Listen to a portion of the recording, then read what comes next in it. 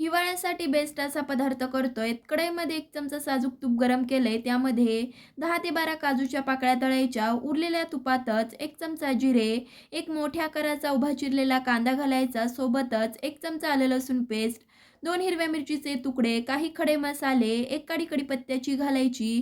कांदा गुलाबी होईपर्यंत परतायचा. कांदा परतवून झाला की लगेचच 1 वाटी ताजा मटार घालायचा. तोही परतायचा. मटार परतवून झाला की 1 वाटी तांदळासाठी 5 वाटी पाणी, सोबतच काही मसाले, 1 चमचा धनेपूड घालायची, 1 चमचा गोडा मसाला घालायचा, चवीपुरतं मीठ घालायचं. पाण्याला छान खळखळून उकळी आणायची. उकळी आली की लगेचच 1 वाटी धुतलेला तांदूळ घालायचा. मिक्स करून झाकण ठेवायचं. 15 ते 20 मिनिटं शिजवून नंतर आता 80% भात शिजला की झाकण न ठेवता शिजवायचं. कोथिंबीर, तळलेले काजू घालून मटार भात आपला तयार झालाय. आवडला तर लाईक, शेअर, सबस्क्राईब नक्कीच करा. धन्यवाद.